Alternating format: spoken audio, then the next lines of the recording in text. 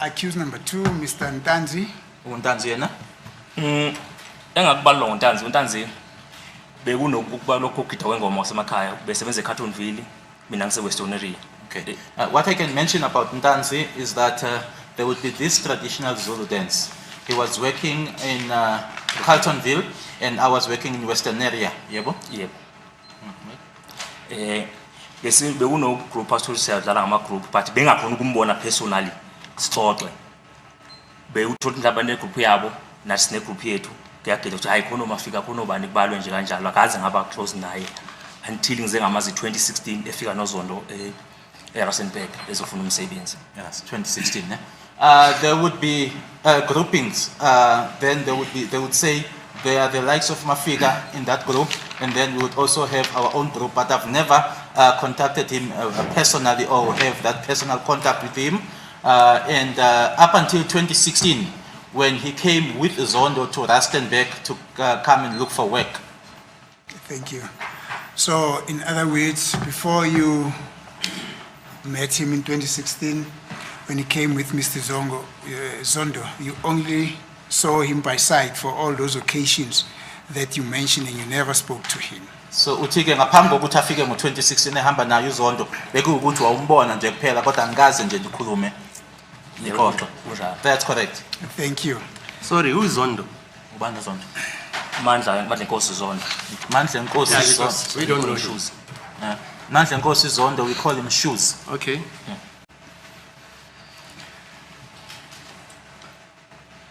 Yeah, that's a name, sounds familiar to the Zondo Commission, but we take it you won't refer to that one, not so. Thank you. Now let's go to accused number 3, Mr. Ngube. So let's start here now. Ngube? I am Mas. No, I don't know him. When you say you don't know him, have you met him before? Akaze ngambona nje my never- life, personal life hayi. I've never met him in my personal life, no. Will I understand you to say that you're seeing him for the first time here at court today? Uyaqala umbona namhlanje la enkantolo. Ngiqala ukumbona namhlanje. I'm seeing him for the first time here today. Thank you. Accused number 4, Owesine? Mr. Naye. Mapisa. Naye angimazi ngiyaqala ngikumbona la. I also don't know him. I'm seeing him for the first time here. And then accused number 5, Naye angimazi ngiyaqala ukumbona namhlanje la. I also don't know him. I'm seeing him for the first time here. Thank you. Now, as I've indicated, these gentlemen here were arrested partially on after the current investigating team in this case, or amongst others, after the current investigating in this case had an interaction with Constable Zungu. Nanjengoba ngishilo ke kuwena ukuthi ke Oh, sorry.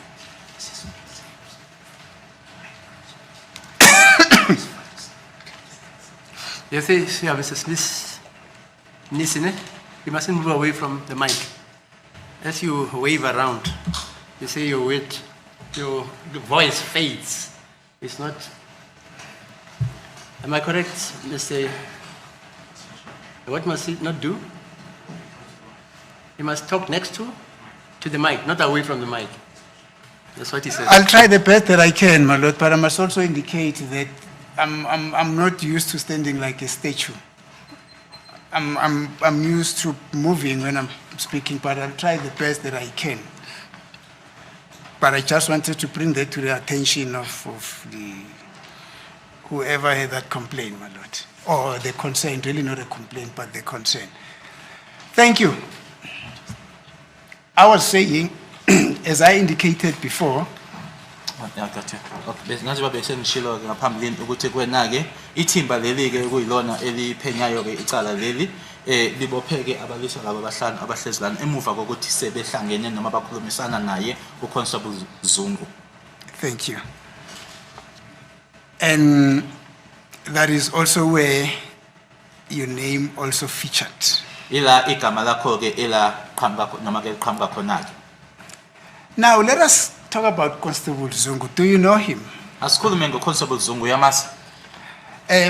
Let me just get his full name because maybe you know so many constables. Yeah. That's Constable Sizwe Zungu, Constable Sizwe Zungu. who has sometimes been referred to here at court as a Zwe. Hey, uzwe. Uzwe, yes, Zwe. Really so convincing. Do you know him? Uyamazi yini? Ya ngiyathi ngiyamazi, ngiyamazi. I would say I know him. I know him. Thank you. Constable Zungu gave a very lengthy testimony here at court about his interaction with his alleged interaction with his accused here and his alleged interaction with you on the 26th of October 2014.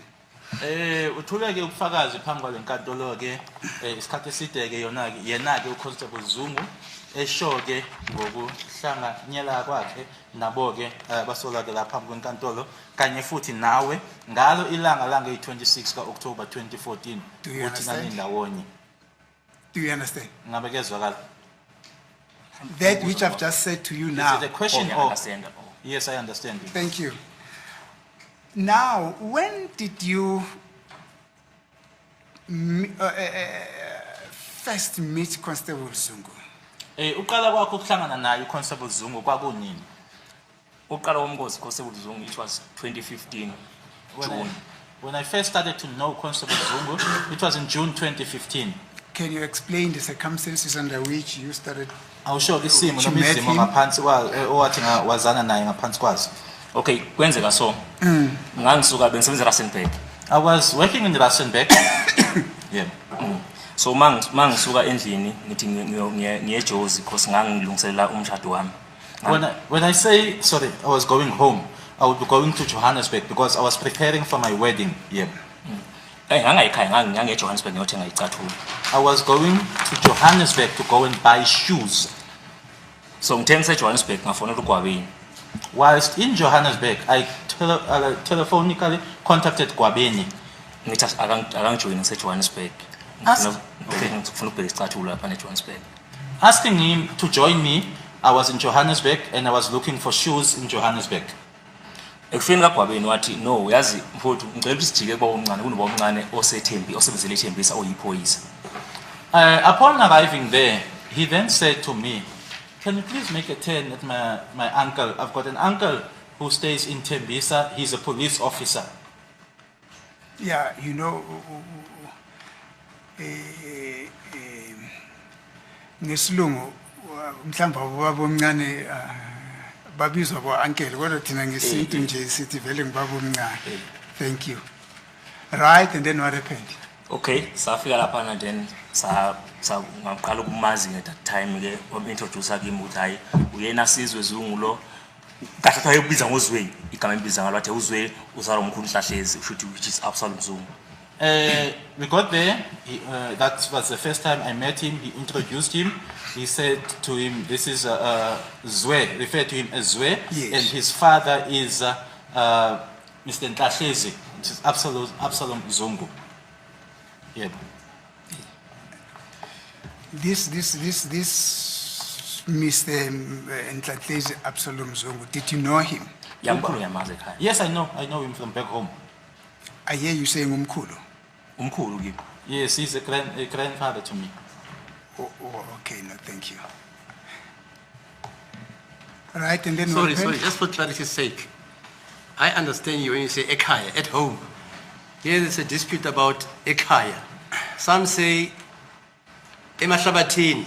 Yes, Mahlabathini. Yes, Mahlabathini. Enongoma. Hey, Mahlabathini. So please, specify. Okay. When you say Ekaya, you must specify whether Okay. it's igama Burundi, lendawo. whatever. Oh, hayi ngimazele ekhaya Mahlabathini. I know him Yeah. from back home in Mahlabathini. Thank you. Yeah. Right, there you are, Mr. Gwabeni. Oh, this Gwabeni, there's a Gwabeni who came to testify here at court, is known as Sifiso Zungu. I hear you have now touched on his name on several occasions. I don't know whether it's the same Gwabeni that you're referring to. Yes, asemgwabeni. Semgwabeni. Thank you. He introduces you to Constable Zungu Yes. and tells you who he is. That is the first time that you're meeting him. Thank you. Then what happened? Sekwenzekani ke? Okay, hayi safike ngisayiphuzela. Okay. Into eyenzeka because ngidla ngizokhuluma iqiniso. Khona umuntu wesifazane engangimlindile okwakufanele ngimthathe eJohannesburg ngibuyele naye eRustenburg. We then had some drinks, and I must tell the truth, because there was a lady, because I'm here to tell the truth. Yes. There was a lady that I was waiting for, that I was supposed to go back with, to take her and go back with to Rustenburg. I know, don't worry about that one. You see, I understand that you sat there, you entertained yourself, and then ultimately what happened, the lady thing. But then you sat there and entertained yourself, and then what happened? Ungayihluphi-ke ngaloko, nahlala-ke nayiphuzela kwasekwenzekani. No, saphuza nje then into eyenzakalayo sahlukahlukana ngoboss kwakuthiwa ngafika kuyi-Saturday late sahlukana ekuseni ngeSunday. We sat there, we entertained ourselves, and we then parted ways, because it was Saturday, we then parted ways on a Sunday morning. So you slept at Tembisa. Yes. Yes. Thank you. So when you parted ways, where did you go to? I was going to Brett where I was staying. Ngangiya eBrett la ngihlala khona. Thank you. Mr. Zungu, see Mr. Jonah there is there to assist us, you understand? Yeah. We understand that, you know, South Africa is a rainbow nation. It has got 11 languages, and everybody these days know each and every language in South Africa, I understand. But just for the sake of formality and for the sake of coherency in the record, you see, we would appreciate that we gave Mr. Jonah the opportunity to, you know, take everything that you are saying into the record, because the other thing that you would say and the transcribers in the record, they don't understand you. But when it is said by Mr. Jonah, they will understand it better, you see. That's the reason why Mr. Jonah is here, do you understand? To assist us. Thank you. Jonah. Mr. Jonas. Jonas. Oh, yes, Mr. Jonas. Yeah, I'm not talking about the Jonah in the Bible. This Mr. Jonas. Okwenzekayo ke la uzungu ukuthi ke angithi manje uma unokhuluma isiZulu uphinde futhi ushintsheke uye kusona ke isilungu. Uma uyabona ke kunomliso hlezi ngalena ke konke lokho sikukhulumayo lana kuphumela lana futhi naye kuyibhala. So siyazi ukuthi ke abantu ilimi bayazizwa ke la eSouth Africa, kodwa siyacela ukuthi nje uhlaleke kwi language eyodwa. Okay. Understood. Thank you, Mr. Zungu. We don't undermine your understanding. Akuthi sikubukela phansi baba. Thank you. Then what happened to Gwabeni? Kwasekwenzekani ke ngogwabeni yena? When you left on Sunday on your way back to Brits? Nokho akunayibuyelela lapha hlala khona eFosulas. He also went back to where he was staying in Vosloorus. Thank you. Now I understand you that that was the first time at which you met Constable Zungu. Kwaku ihlandla lokuqala leli uhlangana naye uConstable Zungu uzwe. Yebo. Yes. Yeah. For the sake of brevity, let us refer him as Constable Zungu. Okay. Asikhulume ngaye ke asithi ke uConstable Zungu masimbizi. Thank you. That was in 2015. Did you ever meet him again? Kwaku 2015 ngabe wabuye futhi wahlangana naye. Ngizabuya ngahlangana naye ngo-2017. I met him again in 2017. Where and under what circumstances? What was happening in 2017? Nihlangana kuphi? Kwakwenzekani la enanihlangana khona ngo-2017? So bekunokuthi makuyikade kuyi-month end ngibe nokuthi ngiyofuna impahla eJohannesburg, like khona izinto thutha eRustenburg awuyitholi. Yes. Then ngihambe ngiyochecka eJohannesburg. What? So Okay. Qedela. ngithe waseyangifonela ngise-Carton Center. Ubani? Yena Constable Zungu. Okay. What would happen normally on month ends, there would be certain things or clothing that I would not be able to get in Rustenburg. I would then go to Johannesburg, and then he contacted me when I was in Carltonville. Carlton Center, not Carltonville. Yebo. Then uma ngifonela wangibuza ukuthi ngikuphi ngithi nayi ngila eCarton Center. He then called me and asked me where I was. I then told him that I was in Carlton Center. So wathi hayi naye ukhona like elokazini eJohannesburg but ungale eduze eCarton Center ngaseGandhi. He informed me that he was also in Johannesburg and also close to Carlton Center, but just on the other side next to Gandhi. Thank you. Just let us hold it to the Gandhi Square thing. You said he called you. Do you have knowledge as to where he could have received or found or got your cell numbers from? Uyasho ukuthi wakufonela. Ngabe uyazi ukuthi inamba yakho wayithola kuphi? No, angazi. No, I don't know. Did you have his numbers? Wena ke unayo yakhe? No, bengenayo. No, I didn't have. Thank you. Proceed. Ngaqhubeka. Okay, uma ngifonela mangifika lapha ngafika wathi hayi yazi wafika wathi hayi upake khona la wakhomba imoto ayihamba ngayo emhlophe esedan yePolo elimhlophe. And when I got there, he then pointed out a vehicle that he said he was traveling in and said, I'm parked here. It was a white sedan, a Polo. Then angena ngaphakathi kuna kitchenyana so la kuthengisa khona ukudla labo mama so. We then went inside this place. Looks like it's a kitchen where the ladies are selling food. Yes. Then wathi hey bese ngodile mina ngazi nami uzokudinga ukudla now yami ngishayisa emsebenzini ngase ngitangijela so then nami ngathenga ukudla khona lapho. He then said or informed me that he had already ordered food. He didn't know whether I would also like to have some food. I told him that I just knocked off from work. So I decided to come here. So I would also like to order some food. Then sadla lapho masiqeda ukudla athi neyish uyazi why yini singavakashela uGwabini for Solasi.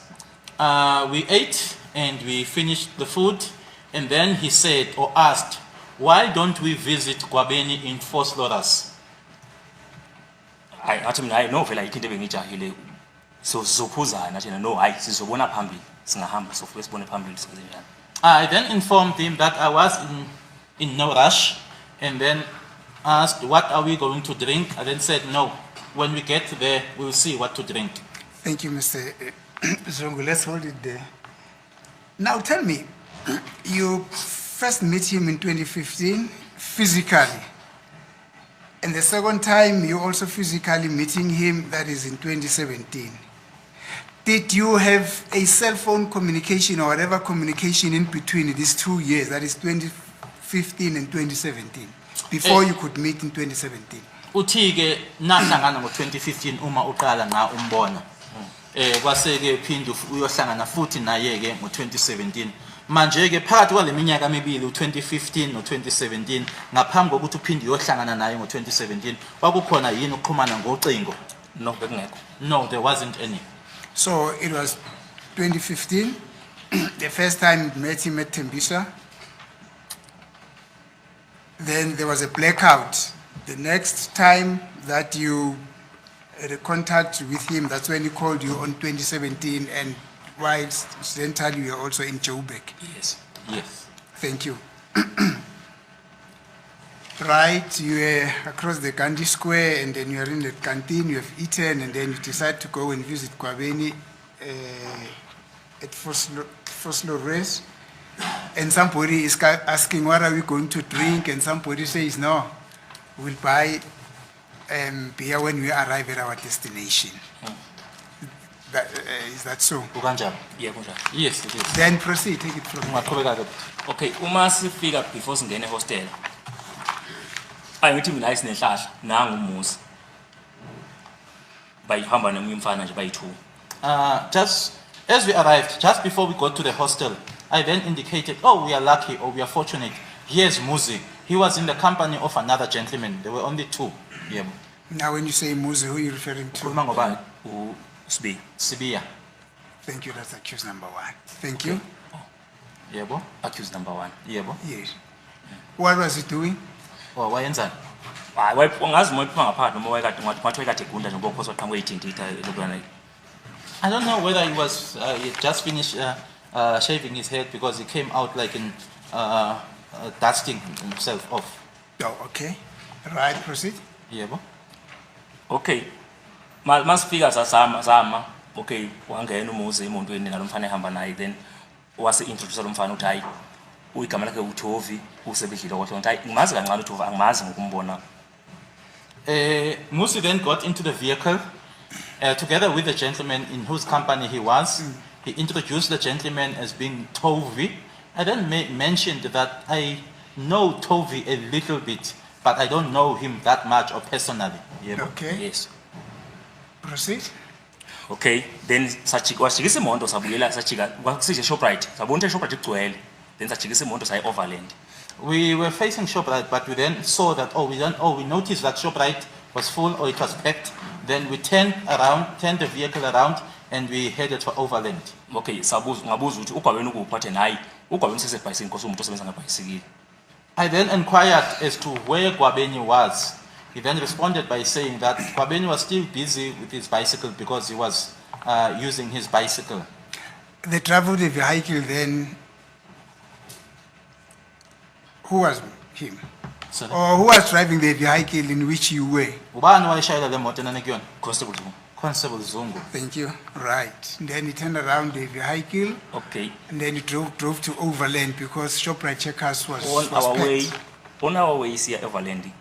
Sahlangana ugwabeni ehla ngebhayisikili ehostel thina siyaphi siya overland. On our way to overland, we then came across Gwabeni. He was going down towards the side of the hostel. We were going towards the side of overland. Yes. Samshayela ihoti kwavela umuze wendini. Wathi hey na unamavisi unevakashi la. Wathi hawu baqhamukaphi la? Then the driver pressed the bell or the hooter of the vehicle. Muzi then peeped out or peeped through and said to him that you've got visitors here. And then he asked, where are they coming? Where are they coming from? Or those ones, where are they coming from? Yes. Then impilo uthi hayi besikusurprise nje sanyuka saqhubeka nohambo sasibehamba. The response was that no, we were just surprising you, or it was just a surprise, and when we proceeded with our journey, Yes.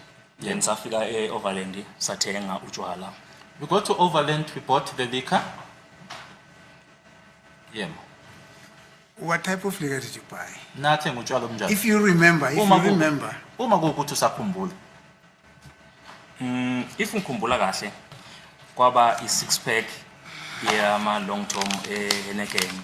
If I remember correctly, it was 6 of the long tons of Heineken, Nama long tom Castle Light kosi yen kosi uzungu ayiphuza iCastle Light. as well as Castle Light, because Constable Zungu drank or was drinking Castle Light. What else? Okay, sathenga straight sale kwenza Jameson. We also bought a bottle of Jameson. What day of the week was it? Kwaku-olwesingaphi usuku? Koyi Saturday. It was a Saturday. Thank you. So you bought normal malt, which was Heineken and Castle beer, and some bottle of James Jamison. He calls you. Okay, uma ngifonela ngibuza ngihlala kuphi ngithi mina hayi ngisengisebheka wathi hayi yazi ngiyazi nginokuza eLeightonburg. I said to him, I'm staying now in Bakersford, and then he says to me, I normally come to Leightonburg, or normally go to Leightonburg. Yes. Ngokomsebenzi. Work related, it would be work related. So ngizothi mangabe ngizile ngapho ngikuthinte sidibane. It would then happen that if I come that side, I will contact you and we meet. Yes. Then wangifonela noma ngasakhumbula usuku wangifonela sadibana. And then he contacted me, although I can't remember the day, and we met. Then Now let's deal with this phone. Did he tell you the reason why he wanted to come see you on the phone? Ingaba ukutshela yini isizathu efonini ukuthi kwakungani efuna nidibane? no, sasingekho izathu njengasona. No, he did. There was no reason that he gave me. Okay, thank you. Then he calls you again. Then uma asengifonela ke okay athi uyeza uzobe ngapha ngikubi ngizoshayisa ngoba ngimtshela ngizoshayisa around boma 2 then angifone sefikile. But He then contacted me wanting to know as to around what time will I knock off. Yes. I then informed him that around 2. And then upon his arrival, he contacted me. then ngasuka straight eMarula ngaya kuye ngamthola wathi ngizomthola engine garage.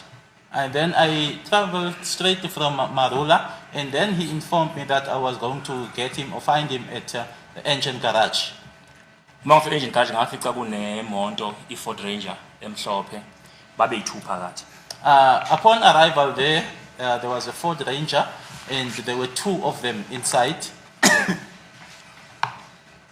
Then wehla yena weza kimi wasala lwayidriver wasashika emotweni. And then he alighted from the vehicle and approached me. The driver of the vehicle remained behind or in the vehicle. Okay, ekufikeni kwakhe uthi kimi emsebenzini ubizwe ucoronel wakhe. Cathi bembizile bathi bafuna ajoyine i-investigating team i-case kaSenzo Meyiwe. When he got to me, he then said that I was approached at work by his colonel and then requested to join the investigating team in the Senzo Meyiwa matter. Yebo? Yeah, I forgot to tell you from the beginning, at the onset of our engagement, that there are notes that have been written or taken down as you speak, you understand. Sometimes you also need to factor that because they are not as fast as others when they write, do you understand? Ngikhohliweke ukuthi ngikutshele kwaseqaleni nje ukuthi nanjengoba ukhuluma nje uyabhala isikhathi kuthola ukuthi ke uyashesha ke wena usiyabashiya ke basabhala lokho oqeda ukusho usudlulele kokunye wena sizama ukuthi sibanikeze isikhathi ke. Thank you, sir. Now, he approaches you and say that which you have just said now, and then what happened? Weza kuwena ke wakutshela lokho oqeda ukusho ke kwasekwenzekani ke? Okay, ngathi mina wena ungena kanjani kule nto le? I then said, now how are you now involved in this, or how do you get to be involved in this? So impendulo ngiphendula ngawangitshela ukuthi lapha uthe umefika lapha into emangazayo uthola igama lika Bwabeni, uthola igama lika Muzi, uthola igama lika Mafika. Okay. It's not just. Okay. He then said that what amazed him when he got there, Kwabeni's name was there, Muzi's name was there, Mafika's name was there. Yes. Mafika? Kandi's name was there. Simphiwe Buthelezi, his name was there. Okay. Yes.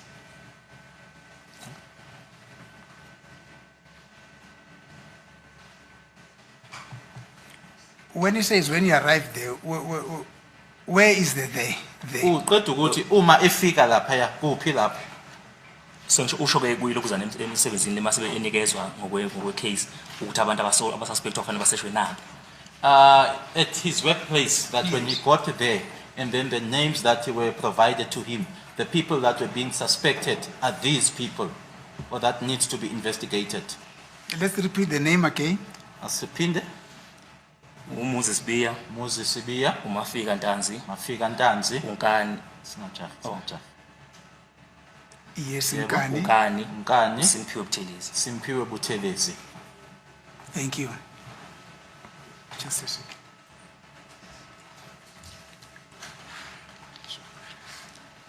Right, he gives you those names and then what happened?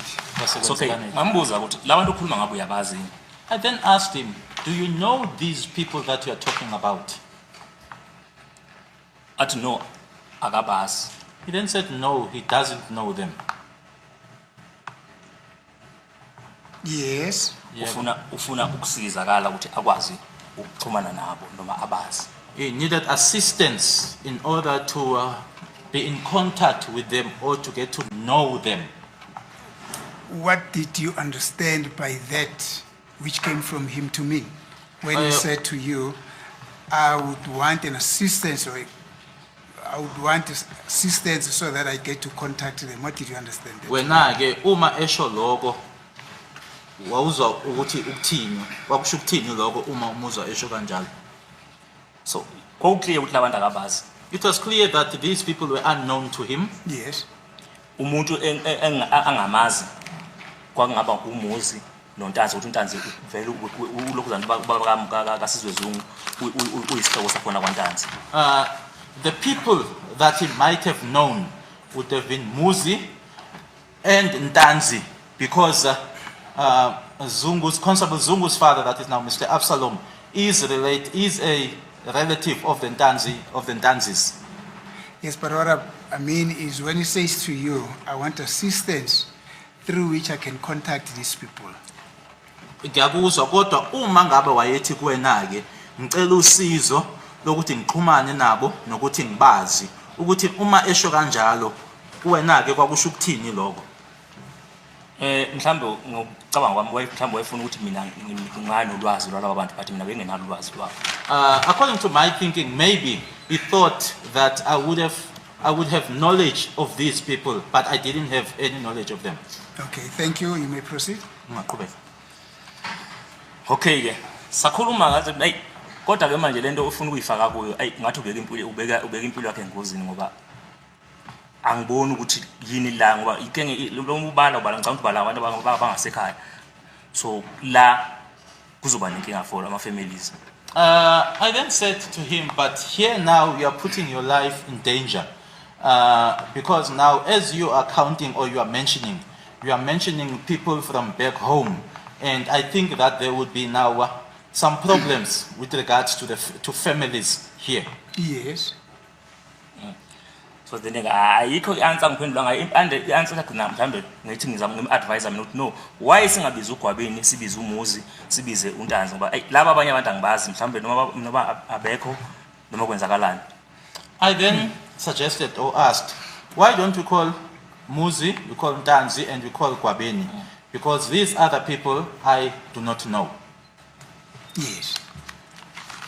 Then this move was about uthi sizozama ukuthi sihlangane. And then the decision was, we will try to meet. Then ngamnikeza ukuthi hayi nawe umfone na uGwabeni nami ngizomfonela uGwabeni sibuze ukuthi kwenzakalani kahle kahle. I then said to him, contact Gwabeni. I am also going to contact Gwabeni and find out as to what exactly is going on or happening. Then Yes. uma ngifonela uGwabeni wathi ayintshela ukuthi uba umncane angiyazi into akhuluma ngayo mina angidibani futhi naye. When I contacted Gwabeni, Gwabeni then said, I don't know, I know nothing about what uncle is talking about and I'm not even a part of it. Yes. Ngicabanga ukuthi iyaphela lapho iconcept noGwabeni. I think that's where my conversation and Gwabeni ended. That is now on that day there at Bakersford. 2019 In 2019 in Bakersford. So the conclusion was you probably needed to contact Gwabeni, Ntanzi or Muzi. Did that ultimately happen? No. Cha akuzange kwenzeke lokho ngangishilo kuyena ukuthi ke asihlanganise uMuzi uGwabeni noNtanzi.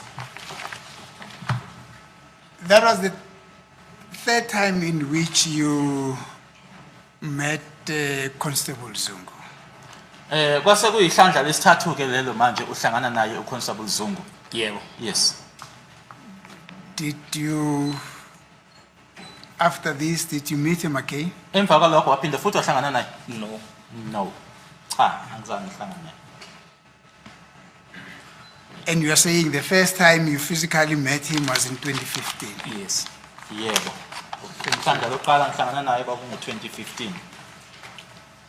Thank you, my lord. I realize that it's almost 11:15. I'm not so sure whether it will be convenient time to request an adjournment for a short adjournment. Yeah, fine. Okay. 15 minutes. Fasting. Okay.